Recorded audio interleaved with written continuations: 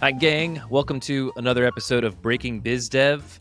I'm John Tyerman. As always, I'm joined by my trusty co-host, Mark Wainwright. Mark, how are you doing today? I'm doing okay, John, and I'm going to give you just an okay. We've taken a little break here. We've got some scratchy throats going on. It's we're gonna work our way through this, John. But I am optimistic. This is a good topic.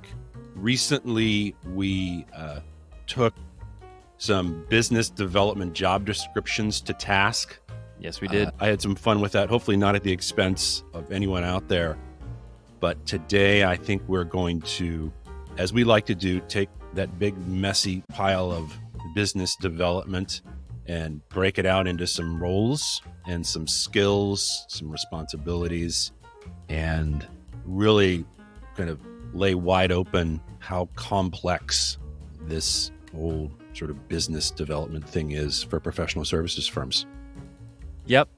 We are in a time where roles and skills are merged with technology, and it's really an interesting time to be in business. And so we're going to break it down. We're going to look at the different roles, the different skills, because I believe those are two different things.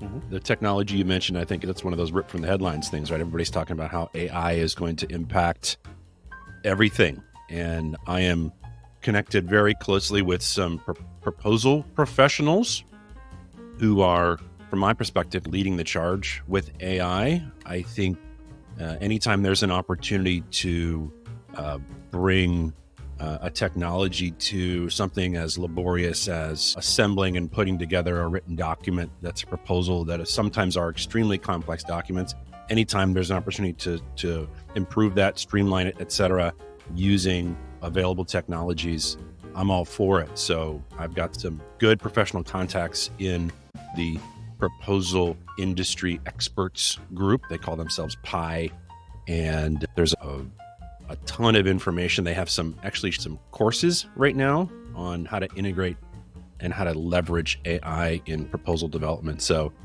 really a great group, a good thing for people to look into. So anyway, but that's just proposals. And John, as you and I know, there's so much more to this world of business development than just writing proposals all day long. That's one piece of the pie, but it's not the whole thing. Yeah, there you go. We talked prior to this recording about how we wanted to navigate this, and we have used something that we have called the marketing and sales continuum historically. That is 1 through 5, 1 being marketing focused activities, 5 being sales focused activities, and then we march our way towards what we've called the messy middle. And I think we're going to spend a little bit of time there. Let's jump in with both feet. I'm excited to dig into this. So let's start with roles that serve a marketing purpose. The first role that comes to mind, and we'll bucket this under the ones, is a digital marketing specialist. So this could be someone who is running an SEO campaign for you, or this is someone who is helping you run pay-per-click ads on Google or LinkedIn or Facebook or whatever channel it is. And some of the responsibilities of this person or this role, they need to audit what you're already doing. So if you're in a position where you are working with someone who is a digital marketing specialist, you've likely already tested the waters with SEO or tested the waters with PPC, and you need someone to come in and really audit what you're doing, audit your existing campaigns, and then from there create a roadmap of how you can improve, and then manage that implementation. So this could be someone who is in-house full-time, this could be someone who it's part of their roles and responsibilities, or this could be a fractional consultant that you're working with. So that's one example of a role. Good. I like that one. I think one of the realities everyone in business development mentions that, look, the way you win work in professional services firms with business development, it's all about relationships, right? Everything's relationships. But John, I have to tell you, I am a professional services firm myself, right? I've got my own little practice here, right? And I lean heavily on my digital channels to produce leads. Sure, I've got lots of relationships, but this is critical. And I think that a lot of professional services firms, and this varies by industry, but many undervalue the importance of a really well put together kind of digital strategy to develop leads, not just to get your brand out there. And that's all important. Your point of view and all of that's critical, but to generate leads. And this is it's a really important part of this. So yes, your digital channels should be developing leads for your professional services firm. What do we have on the other end of the spectrum? Let's kick the ball over to your side of the court here. If we're looking at the fives, which are roles that sit in a sales seat, what have you got? Yeah, well, this one's easy for me, and we'll work our way in towards the fours and the threes, and et cetera. But this one's easy for me. I think that sales management and a sales manager is an overlooked and really important role for professional services firms. And that's easy for me to say because this is something that I offer in a fractional way to professional services firms. But a sales manager does two really important things. One is they build and run an organized sales function and keep the sales engine running. And the sales manager, number two, coaches and guides individuals who are most likely not full-time salespeople. So we'll use the term doer-sellers, right? So that sales manager comes alongside those folks and guides and coaches them as they try to navigate complex new opportunities through a long sales cycle. I like to say from a maybe to a contract, right? So that's really important. So the responsibilities are at any moment in time, a sales manager really needs to know the status of the pipeline, what opportunities are moving, which ones are lagging, working with individuals to put together pricing using contemporary pricing methodologies, et cetera, that sort of thing. So that's a super important role that I think, like on the other end of the spectrum, and we're going to touch on this same thing again and again, John, a lot of firms overlook the importance of all these bits and pieces. And I think sales management is an important piece in all this. You could have an individual inside your firm who plays the role of a sales manager. I think that's possible. Someone who's very experienced in sales in professional services firms. I think that's entirely possible. I think it's also an opportunity to outsource this as well in a fractional way. That's definitely a 5 for me. That's on the sales end of things, and that's keeping your sales engine kind of running. So that's a big one. What I like about what you said there, Mark, was it's often overlooked, but the way that most firms tend to grow is you have individual subject matter experts who have a lot of experience performing and delivering the work, right? So they know the industry inside and out. They have an experience around the pain points of the buyer. They just don't understand sales, and they just don't understand the processes and structure that go around sales. And so having someone who is focused on sales and the processes and organization around sales come in to help them. I think that is just a key piece, because a lot of firms get tunnel vision in how business has always been done. And I think that there's a great opportunity for a sales manager to come in and help. Yeah, I think most subject matter experts, whether it's a structural engineer or some sort of a marketing expert or whatever else, a lawyer, whoever, they want to move through the sales process as fast as possible to get to, quote, the real work. So they just want to shift through that. And that's fine. That sentiment is totally fine.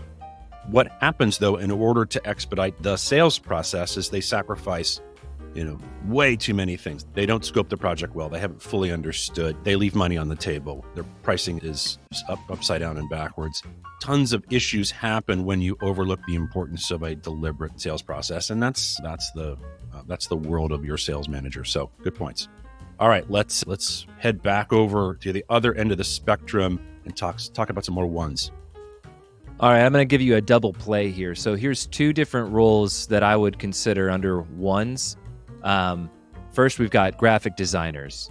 And so graphic designers are important because they help you present your brand in a cohesive way visually.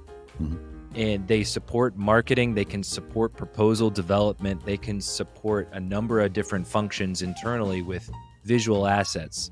Professional services firms may not need a full-time graphic designer in-house. And so they may work with an agency, or they may work with freelancers, or they may work with a fractional design resource in some capacity. So that's one. Yeah. Another one that I have in a similar role is a web developer. So many firms don't have that level of technical expertise in-house to maintain complex websites, especially if you're investing in content marketing or SEO or PPC for that matter, and you need certain elements. And so a web developer helps turn those web designs into live pages. They help create custom blocks. Let's say you're using WordPress and you need to develop a certain block for your website. Well, a developer can help you do that. Yeah, And it's good. you can figure it out on your own, but it's kind of complex. None of these things have gotten simpler. It's gotten way more complex. Websites for the vast majority of my early career were just online portfolios where it was just a collection of your stuff. And now websites have radically shifted where your website needs to work hard for you, right? It serves a specific purpose. And the need for a portfolio, frankly, starts to fade a little bit in comparison to all these other things your website needs to do, right? Someone has to find you when they're looking for you on the web. And it's entirely possible that they can't find you because you haven't done the right things. Your site isn't built properly. You're not using keywords right. You're not all those things. So super important.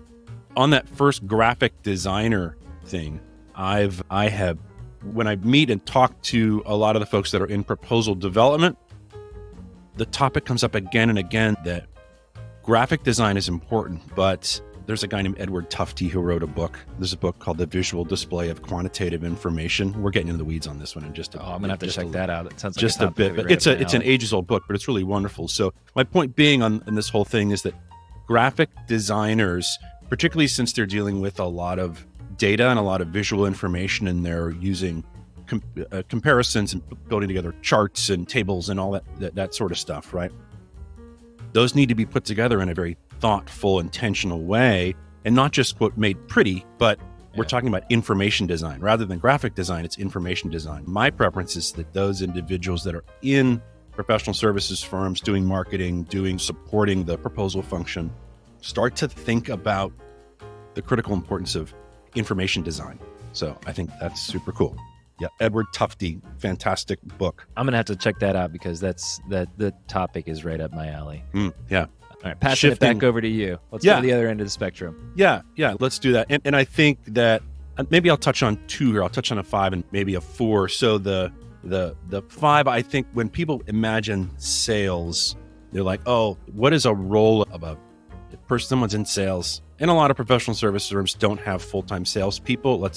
A lot of them don't. Some do, but a lot of them don't. A lot of them have these individuals who are architects, engineers, accountants, folks that the vast majority of their time, they're working on their craft, and then a little bit of time they're spending finding and winning new work. But when people really think about, okay, what's the salesperson really need to do, is that, okay, and there's this term that we had written down here called closer, right? They're going to close the business. This closer thing is likely, this closer role is sort of likely integrated into that sort of doer-seller role. Maybe it could be a senior team member who does this a little bit more than others. It depends on the particular organization and the clients that they're working with. Generally speaking, more complex clients, federal contracting, government contracting, that sort of stuff elevates the importance of this particular role, because contracting and negotiation are really important. So that's an important role to bring sort of to this. Sometimes they're a standalone role. Sometimes it's integrated into a purchasing individual, but a lot of times I think it's just wrapped into that doer-seller role. And these are important skills and responsibilities for the closer. Like I said, the closer they need to put together pricing using contemporary pricing strategies. They need to negotiate well so that they end up with a win situation where both the client and the consulting firm are positioned for success. So yeah, the closer role is really important. Right next to that is that we have been a 4. It's not quite the 5, it's the 4. And I think that's appropriate, is a doer-seller.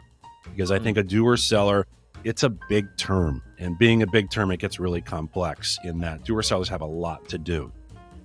But from a sales perspective, a doer-seller needs to understand and navigate opportunities through a complex sale. They need to use contemporary pricing in their work when they are proposing sort of solutions.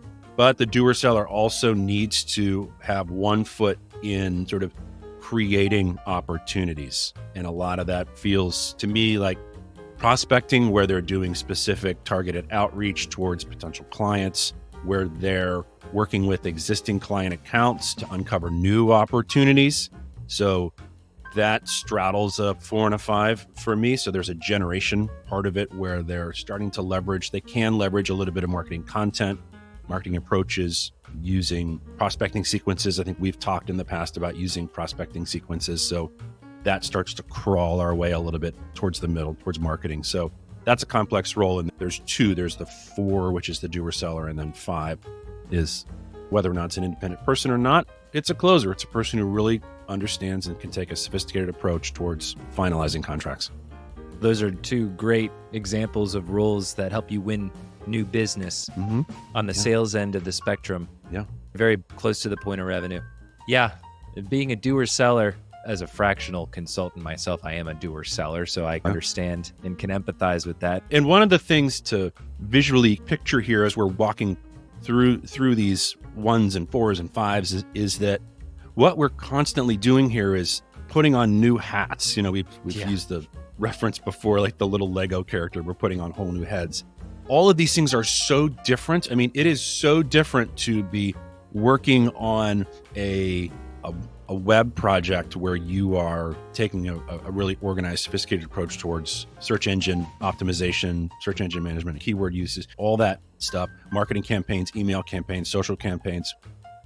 And then at the other end of the spectrum, you're trying to get your head wrapped around really complex contracts and using pricing. So yeah, the world, as we've said again and again, John, the world puts all this stuff under this big umbrella of business development, and it is so confusing. So that's why we're doing what we're doing here. We're trying to pull all these bits and pieces apart and show that, oh yeah, this is really hard for one individual, frankly, even 2 individuals to navigate. This is hard stuff. All right. So we're going to snap back over to towards the other end of the spectrum, maybe some 2s in there.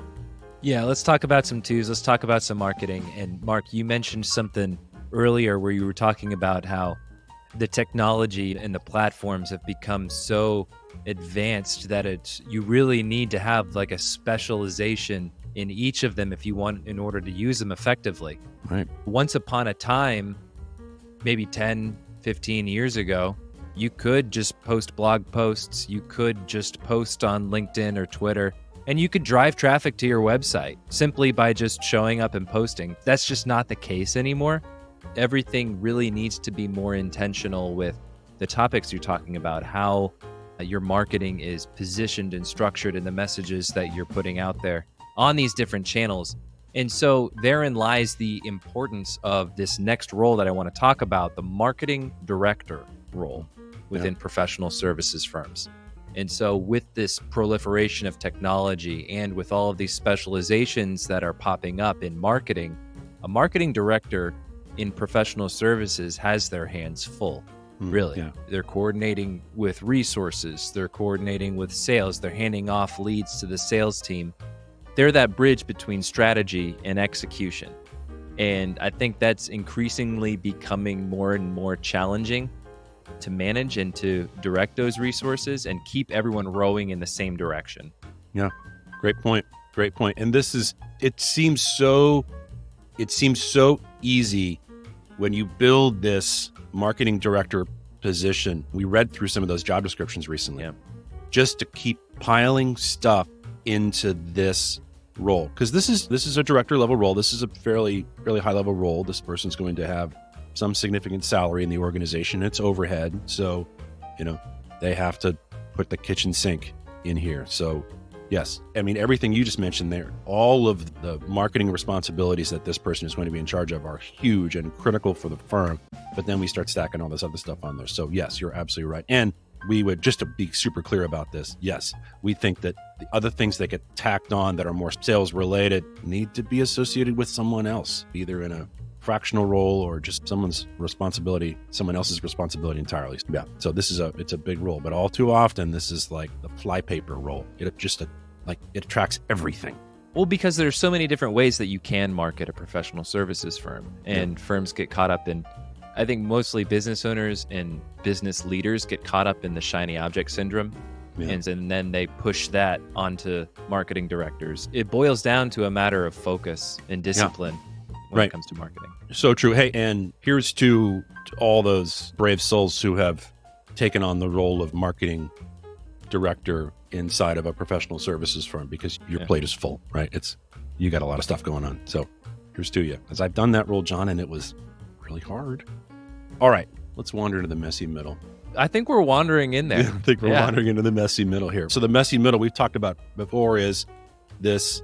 I think there are some things that are legitimately part of sort of that have a foot in sales and have a foot in marketing, kind of find themselves in the middle, right? All too often, it's too many things that find their way into the middle where it gets confusing. There are a few things I think legitimately that are there, but yeah, probably too many in too many firms. It's just, again, the messy middle is that big umbrella of business development. So when I think about the messy middle, a lot of times it ends up being this proposal person. And that's near and dear to my heart. I've played this role. I work with those folks all the time. This is one of the ongoing topics with proposal managers, proposal coordinators, is burnout, right? Because these folks are just running at it hard. They have their foot on the gas all the time. The firm is constantly saying yes to new pursuits. There's new RFPs, new RFQs coming in, and they're cranking out proposals. And they've got some one foot in the marketing world that they're likely getting pulled away from, right? A lot of times these people are not able to really get to their good marketing responsibilities because they're getting pulled into the proposal world. And they're not really kind of in the sales world because they're getting pulled into this, working in InDesign, creating proposals, all that sort of stuff. And they're not coming at proposals from a real sales perspective. I mean, proposals are sales documents, right? They're part of the sales process. They're sales documents. But a lot of these folks who have historically marketing professionals, they're creative professionals. Maybe they'll come in and they get handed a proposal that they need to put together, and there's way too much information in it. It's overdone graphically, whatever else. But this role, the proposal role, absolutely in the messy middle. What have I said previously? Like, they're responsible for all this other stuff, but they're actually in charge of just about nothing. So, yeah. That's a tricky place to be, because it's like you're herding cats, right? Because there's so many people that contribute information to a proposal, and you got to chase all that down and verify that the information is correct. Another role that you might disagree with me on this one, Mark, but I think another role that sits in this messy middle is a researcher. Some folks might think, okay, well, that research leads to strategy, which is more in the marketing side of things. But I would contend that the best salespeople are researchers. They're curious. Yeah. They're empathetic. They're able to understand behavioral, psychological principles and notice them in patterns when they're talking to prospects, and then distilling all of that information and feeding that back to your marketing team.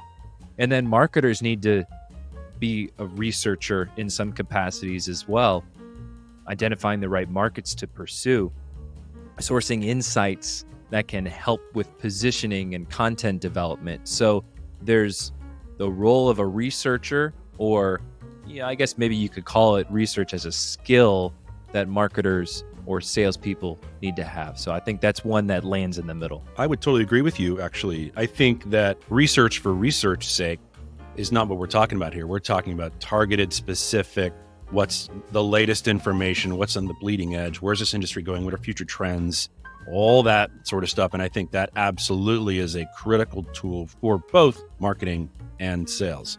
Yeah, just market awareness, customer awareness, all those things that come from that research role is super important. And I would kind of agree. It does fall in the middle.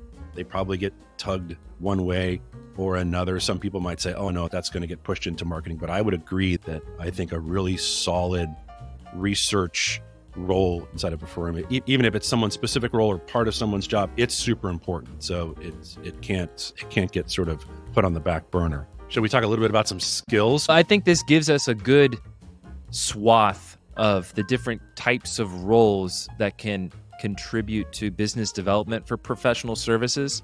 in order to be an effective business developer, whether you're contributing via marketing, whether you're contributing via sales, whether you're contributing in another capacity, there are skills that you need. So let's unpack this a little bit. Mark, you've got some sales skills. I've got a list of marketing skills. So let's have at it. Yeah, I think that people might look at these lists of skills, attributes, characteristics, however you want to classify them, and think, oh, those are just good skills for anyone to have just in general for their profession, just as a qualified professional. Yes, I think that's true. I think there are some that lend themselves to marketing and to selling.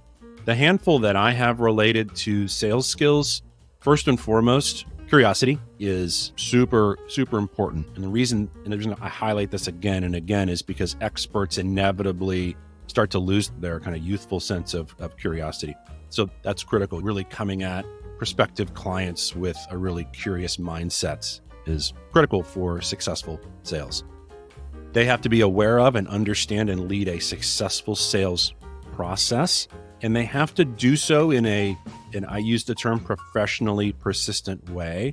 They have to make sure that opportunities are moving, that they're not stalled, that they're not stuck in no man's land, that a lot of times sales gets sort of accused of being hyper ambiguous, right? There's no one has a sense of direction, conversations are confusing, etc. So individuals who are leading sales efforts really need to, lead the sales process and be a guide. We're not being pushy here. This isn't being salesy. This is just being a guide, because chances are pretty good that your buyer has not navigated this sales process before, or they haven't done it as many times as you have. So you need to be a really good guide. Some other ones that are important. Communication obviously is really important. Relationships are important, but the ability to communicate, to listen, to understand, to articulate that understanding, to just have a really good, healthy back and forth is important. Negotiation skills are critical. And negotiation skills doesn't mean that, great, you're going to propose something and then you're going to knock 10% off and sign the contract, right? Negotiation always has to end up in a win-win situation. And there are ways to do that. And that is a skill that can be learned and practiced by these kind of doer-sellers in professional services firms. And the last one I want to touch on is emotional intelligence. A lot of people really take it to heart when the client or the prospective client says, nope, we chose somebody else, or no, we're not going to move ahead with this. So it's important that individuals don't take this too personally. And also on the other end of that, beyond people not taking no's personally, the other important part about emotional intelligence is not sort of redirecting the responsibility for the sales outcomes back to the client or to somewhere else. Meaning, if a client says no to you, from my perspective, chances are pretty good that they said no because you didn't develop this whole offering well enough that it matched their needs and really articulated the outcomes they were going to achieve, right? So, from a personal accountability and responsibility perspective, emotional intelligence is really important. If you lose, even if you win an opportunity, you need to be really reflective on what happened, why you had really positive outcomes, why you didn't have positive outcomes, and really understand what that means to you and your practice and what changes you can make in the future to achieve different outcomes. So I think both of those things are really part of a strong sense of emotional intelligence. It's funny. I said just a few minutes ago that researchers make great salespeople, and the first skill you listed was curiosity and inquiry on that. So I think we're on the same page with that one. Yeah. What about marketing stuff? Yeah. So what I love about marketing is this unique blend of art and science, right?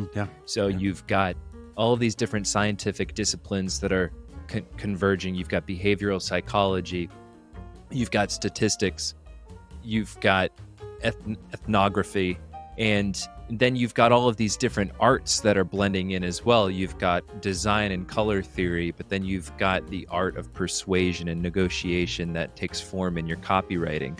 So there's really this kind of blend of art skills and science skills and interpersonal skills that are woven in. Analytics is one of the big skills that I think all marketers need to understand, is how to interpret data and understand the meaning behind what they're looking at. because it's easy to get caught up in measuring everything, but not understanding what it means. And so I think analytics is a great skill for marketers. Networking is another skill that I think a lot of marketers, the great marketers, know how to network. They know how to build their network. LinkedIn is a great example, even on Twitter. Just if you connect with someone, interacting with them on a one-to-one basis, being human on social media, I think is another great thing, or in any other digital channel that you're interacting with someone, being human is really important. And then you mentioned emotional intelligence as a sales skill. I think emotional intelligence as a marketer, using different tactical empathy techniques like mirroring or labeling feelings and pains and emotions. And this can come through in your interactions, in the content that you develop, and things like that. So I think that those are just a couple different skills that just show that there's a range of different skills that marketers really need in order to be successful and effective. Yeah, I love that. I think all too often it's easy to default to, marketing is just their graphic design skills. But I like the fact that you highlighted the analytics part first, and that brings a whole different perspective, a whole different level of kind of understanding about what marketing really needs to be in a professional services firm. Because you're right, there's a ton of data out there, and somebody needs to interpret it and then articulate it in a way that can be understood, both internally and externally. And we wandered from the ones to the fives and even dipped our toes into the messy middle today about roles, and then talked a little bit about some skills in this big world of business development. So I think this is a good conversation. I think this has been a great conversation, and I think it just illustrates the business development is a team sport. No one person can do all of these different things. You're stronger when you have a team together that can row in the same direction. I couldn't have said it better myself. John, until next time. Until next time, Mark.